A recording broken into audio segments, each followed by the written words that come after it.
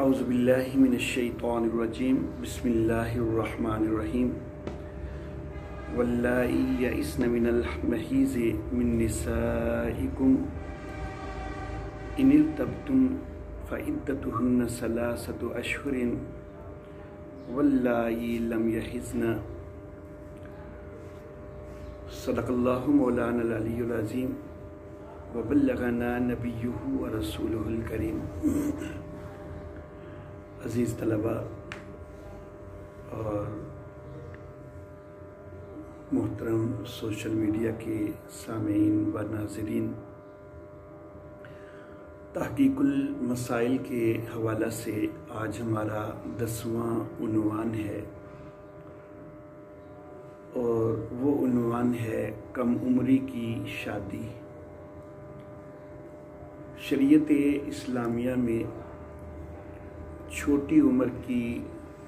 شادی بھی جائز قرار دی گئی ہے۔ بلوغت سے پہلے بھی نکاح کو جائز قرار دیا گیا ہے، لڑکے کے لیے بھی لڑکی کے لیے بھی۔ اس حوالہ سے خاص طور پر لڑکی کے حوالہ سے بہت اعتراض کیا جاتا ہے کہ یہ تو بچیوں پر ظلم ہے۔ تو اس حوالہ سے جو ہے آج گفتگو کرنا ہے۔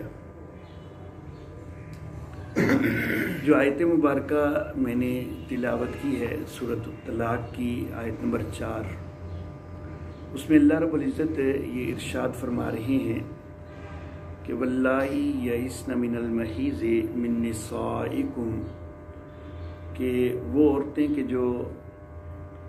حیض سے مایوس ہو چکیں، تمہاری وہ عورتیں کہ جو حیض سے مایوس ہو چکیں، ان ارتبتم، اگر تم کو شک ہو، فعدتہن ثلاثۃ اشہر، تو ان کی عدت 3 ماہ ہے۔ ساتھ اللہ رب العزت نے فرمایا کہ واللائی لم یحضن، اور وہ بھی کہ جن کو حیض نہیں آیا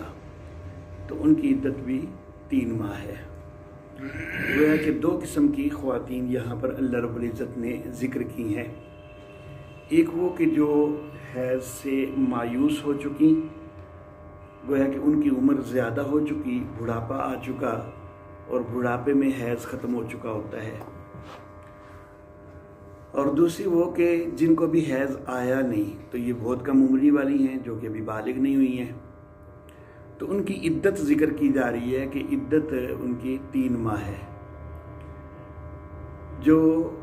ایسی خاتون ہے کہ جس کو حیض آ رہا ہو، اس کی عدت جو ہے وہ 3 حیض ہوا کرتی ہے احناف کے نزدیک۔ باقی شواف 3 طہر کے قائل ہیں، وہ ایک الگ بحث ہے۔ بہرحال تو جن کو حیض آ رہا ہے تو ان کی عدت تو 3 حیض بتلائی گئی، لیکن جن کو نہیں آ رہا تو وہ اب 2 قسم کی خواتین ہیں، ایک زیادہ عمر والی کہ ان کا حیض آ کے ختم ہو چکا، اور ایک کم عمر والی کہ جن کا حیض ابھی شروع ہی نہیں ہوا۔ تو ان دونوں کا اس آیت مبارکہ میں اللہ رب العزت نے ان کی عدت بتلائی ہے کہ ان کی عدت جو ہے وہ 3 حیض تو اب نہیں ہے، تو پھر 3 ماہ ہے، حیض تو ان کو آتا نہیں ہے۔ اب یہاں پر ظاہر بات ہے کہ عدت تو اس کی ہوگی کہ جس کو طلاق ہوئی ہوگی، اور ظاہر طلاق اس کو ہوگی کہ جس کا پہلے نکاح بھی ہوگا۔ تو جب اللہ رب العزت نے ایسی لڑکی کی عدت بتائی ہے کہ جو ابھی نابالغ ہے، تو گویا کہ اس سے پہلے اس کو طلاق بھی ہو چکی ہے، اس کا نکاح بھی ہو چکا ہے، تو معلوم ہوا کہ نابالغی کی عمر میں نکاح جائز ہے۔ تو بہرحال اس حکم کے اوپر بہت زیادہ اعتراض کیا جاتا ہے کہ یہ شریعت اسلامیہ جو ہے یہ بچیوں کے اوپر ظلم سکھاتی ہے، لیکن حقیقت کیا ہے ذرا ہمیں تھوڑا سا اس کی طرف اب نگاہ کرنی ہوگی۔ یہ درست ہے کہ شریعت اسلامیہ میں چھوٹے بچوں کا بھی نکاح جائز رکھا گیا ہے، چھوٹی بچیوں کا بھی نکاح جائز رکھا گیا ہے، لیکن معاملے کو صرف ایک پہلو کو دیکھتے ہوئے تو کوئی فتوے نہیں لگا دینے چاہیے۔ شریعت اسلامیہ میں بہت ساری اور چیزیں بھی ذکر کی گئی ہیں، ان کو بھی ساتھ مد نظر رکھنا ہے، اور ان میں سے سب سے پہلی چیز جو ہے وہ یہ ہے کہ نکاح کی جو اصل عمر شریعت اسلامیہ میں ہے، جس کی ترغیب دی گئی ہے، تو وہ بلوغت کے بعد کی عمر ہے۔ سورۃ النساء کی آیت نمبر 6 میں اللہ رب العزت ارشاد فرماتے ہیں کہ وَابْتَلُوا الْيَتَامَى حَتَّى إِذَا بَلَغُوا النِّكَاحَ، کہ جو یتیم ہیں ان کو سدھاتے رہو یہاں تک کہ وہ نکاح کو پہنچیں، یعنی نکاح والی عمر کو پہنچیں۔ تو یہاں پر ایک نکاح کی باقاعدہ گویا کہ ایک عمر بتائی جا رہی ہے، یہ نہیں کہ وہ شروع میں ہی نکاح کی عمر میں ہیں، بلکہ نکاح کی ایک عمر جو ہے نا وہ یہاں پر ذکر ہو رہا ہے کہ وہ اس عمر تک پہنچے۔ تو یہ عمر جو ہے یہ بلوغت والی عمر ہے۔ تو اصل ترغیب جو ہے وہ شریعت اسلامیہ میں عام حالات میں جو نکاح کی ترغیب ہے وہ بلوغت کے بعد ہی ہے، لیکن شریعت اسلامیہ جو ہے وہ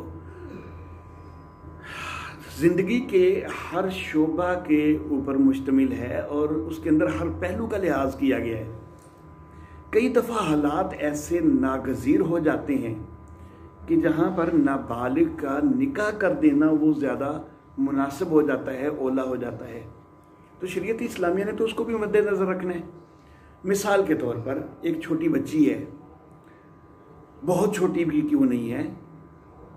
صرف 2-4 سال کی، بلکہ اس سے بھی چھوٹی، کوئی دودھ پیتی بچی ہی کیوں نہیں ہے، اس کا اور کوئی عزیز و اقارب اس فرض کرو دنیا میں نہیں ہے، صرف اس کا باپ ہے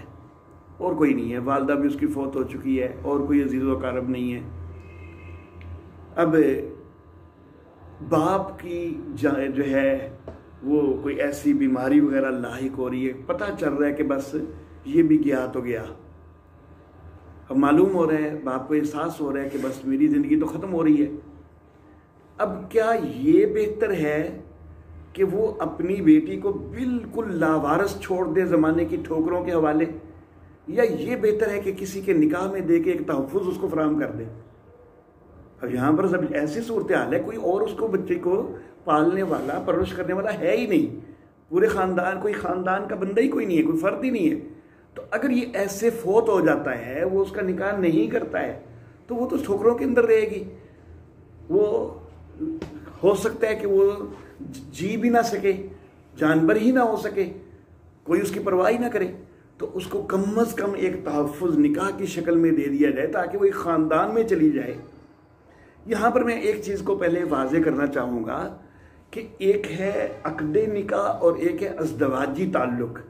ان دونوں کے اندر فرق ہے، اس کو مد نظر رکھنا چاہیے۔ یہ نہیں کہ عقد نکاح کے فوری بعد ازدواجی تعلق بھی بڑا کوئی لازم ہو جاتا ہے۔ عقد نکاح اور چیز ہے، ازدواجی تعلق اور چیز ہے۔ تو نکاح کی قید میں اس بچی کا آ جانا یہ ظاہر بات ہے کہ یہ انتہائی مناسب ہے تاکہ اس کو تحفظ تو ملے، یہ زندگی تو گزار سکے۔ اللہ اللہ۔ اور ایک اور پہلو کو ہم دیکھتے ہیں جو کہ ہمارے ہاں تو الحمدللہ ابھی اتنا نہیں ہے، اگرچہ کچھ نہ کچھ یورپ کے اثرات ہمارے ہاں بھی آ چکے، لیکن وہ چیز یورپ میں تو بہت نظر آ رہی ہے کہ بلوغت سے قبل بہت سارے بچے اور بچیاں جو ہیں وہ جنسی تعلق قائم کر رہے ہیں، بلوغت سے قبل جو ہیں وہ ان کے کردار خراب ہو رہے ہیں۔ یہ تو یورپ کے اندر تو عام ہو چکا ہے۔ اب اگر ایک بچی وہ انتہائی غلط کی طرف جا رہی ہے اور وہ اس چیز سے نہیں رک رہی ہے، تو بجائے اس کے کہ وہ زنا میں پڑے تو کیا اس کا نکاح کر دینا زیادہ بہتر نہیں ہوگا؟ بلوغت سے قبل بھی نکاح کر دینا اس کے لیے زیادہ بہتر ہوگا، کم از کم زنا سے تو بچے۔ تو کئی دفعہ ایسے ناگزیر حالات ہو جایا کرتے ہیں، یہ 2 مثالیں میں نے دی ہیں، اس طرح کی اور بھی مثالیں ہو سکتی ہیں کہ بچی کا نکاح کر دینا بلوغت سے بھی پہلے وہ زیادہ مناسب ہو جاتا ہے۔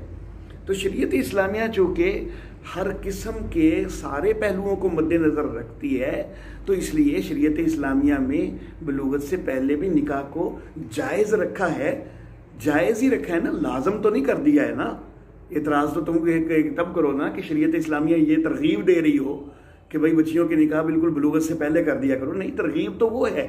کہ نکاح کی عمر کو پہنچے تو پھر نکاح کرو، وہ سورۃ النساء کی آیت سے میں واضح کر چکا ہوں، ترغیب تو اس چیز کی ہے، لیکن کبھی کوئی ناگزیر حالات ہو جائیں اور بچی کا نکاح پہلے کرنا پڑ جائے، بچے کا نکاح پہلے کرنا پڑ جائے، تو بہرحال شریعت اسلامیہ نے اس کی آپشن رکھی ہے تاکہ زیادہ غلط ہونے سے تو بچ جائے۔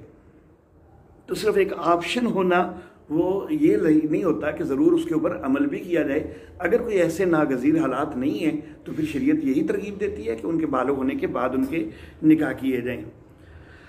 اللہ اللہ۔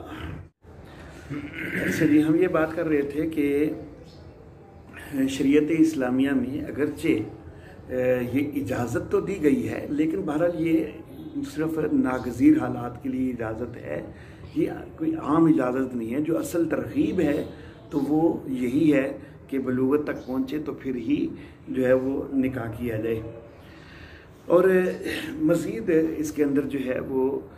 یہ احتیاط بھی ہونی چاہیے کہ اگر کسی وجہ سے پہلے نکاح کرنا پڑ جائے لیکن یہ گنجائش موجود ہو کہ رخصتی جو ہے وہ بلوغت کے بعد کی جائے، تو پھر اس کے اندر بھی جو ہے وہ گیپ ڈالا جا سکتا ہے۔ تو بہرحال ازدواجی تعلق کے لیے جو ہے وہ اور معاملہ ہے اور نکاح کے لیے معاملہ اور ہے۔ اچھا جی،